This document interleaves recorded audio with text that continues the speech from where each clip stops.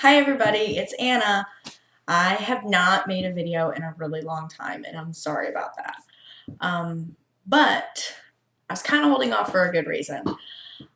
I was holding off because I did not want to talk about Star Wars until it was safe to talk about spoilers.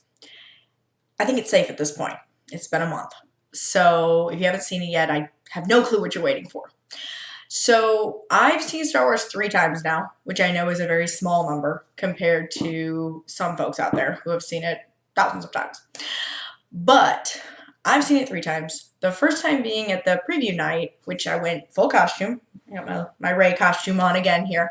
And it was an experience, to say the least. The insanity at the theater was...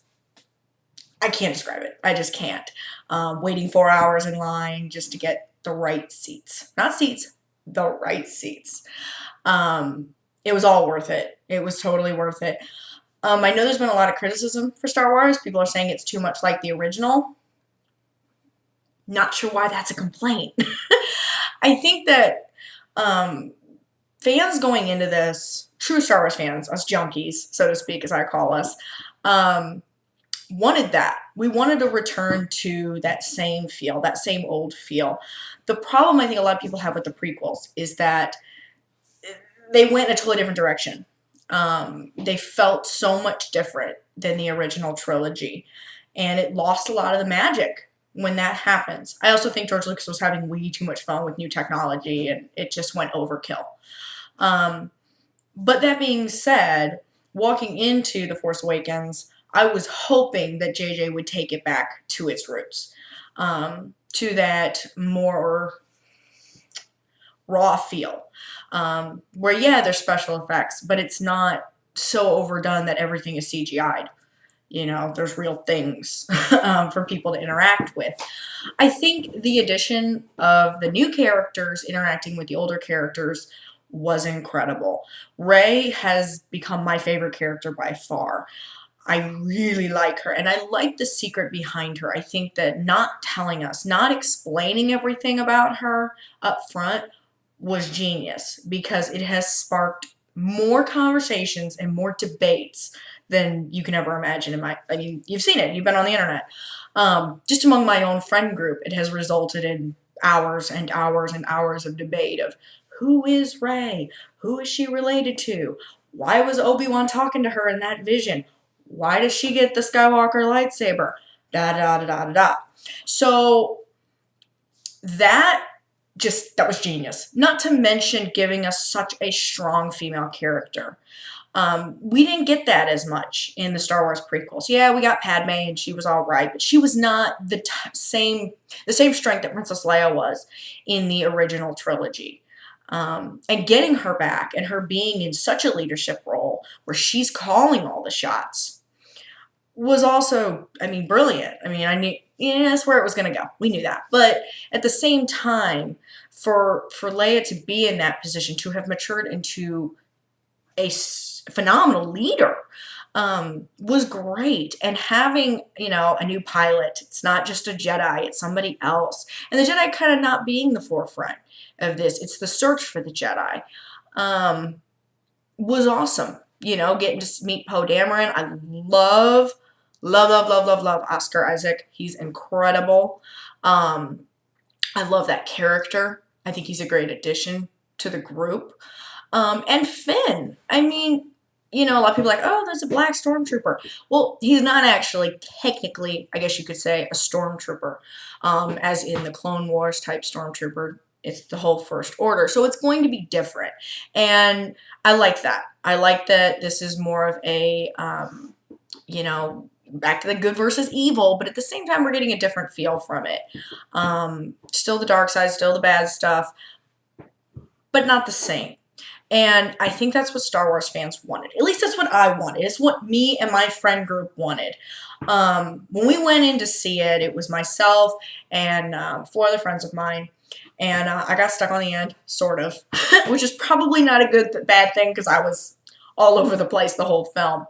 And we're getting into spoilers, so please tell me you've seen this. You know, the scene where it's revealed that Kylo Ren is Han Solo and Princess Leia's son, the physical reaction of just a couple of the guys with me was just like, what? Oh my God. Like, that was literally the physical reaction, these grown men were having. And, the scene where we lose Han Solo, and it's so dramatic, and it's so gut-wrenching because you feel it coming, but you're praying it's not going to happen. And when it does, it hit us all so hard. It just really showed. Just looking around that theater as I was shaking and crying and sobbing, I was not alone. And normally I'm the only one crying in the theater. I was not alone. Grown men in tears, just everyone in tears. And that just shows how much these characters mean to such a large population. This was a sold out theater that first night, and it sold out within 30 minutes of the tickets being released. I was beyond impressed I even got tickets. Probably because the internet crashed and I went a different way. But fact is, it was mind-blowing. And the fans loved it. And that's what matters. And I think that's something that sometimes when new directors come in to a franchise, they go, oh, we're going to mix it up. We're going to make it different. The fact is, you've got a fan base that's already there when it comes to things like Star Wars, Mission Impossible. I'm a big Mission Impossible fan. Other franchises, Bourne is a prime example of that too. I'm a huge Jason Bourne fan. James Bond. Any of those, when you come in, there's an automatic fan base for it. And if you do things to insult the fan base, they will not show up. I mean, yeah, Star Wars was going to sell out because people were anticipating it. But if this film had been so off from what the original films were and what the fans wanted, do I think it would have done as well? No, I don't. And I can make that argument because look at the Fantastic Four. I love the Fantastic Four. I'm a huge Fantastic Four fan. But when I saw what they were doing with this new Fantastic Four movie, I was done. I wasn't going. And I didn't show up. If it's a superhero movie, you can tell by the Avengers sign in the background, I show up opening weekend. I didn't show up at all. I still have not seen it. I have no desire to see this complete swap of whatever they were doing. It's totally different than what the fan base wants. And we will not show up and we will not pay. So the same thing's true with Star Wars. And JJ knew that. JJ's smart. I love JJ. By the way, I love JJ Abrams. I love what he did with the Mission Impossible franchise, where he kept the feel, but he gave it a little bit more edge. I love what he did with Star Trek. Same thing. Kept the same feel, but again, modernized.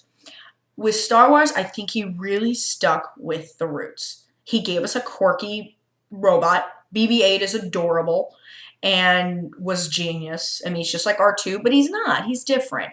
But at the same time, he's giving us that same feel we got from R2-D2. So that being said, I got to give it a rating. I think you know where I'm going with this. It's definitely getting 5 glasses of wine from me. And I'm really kind of sad that JJ isn't directing more of the Star Wars films. I hope that he stays involved because I think that he gave us what we wanted. And if you keep giving Star Wars fans what we want, we will continue to pay. I mean, end of story. So 5 glasses of wine, Star Wars, The Force Awakens. It is absolutely incredible. I've already pre-ordered it for digital. I plan to see it at least one more time in theaters. And I am so looking forward to everything else Disney, Star Wars is able to give us because the fans have wanted this for a long time and we really appreciate finally getting it. So I love you all. Thank you for watching and have a great evening.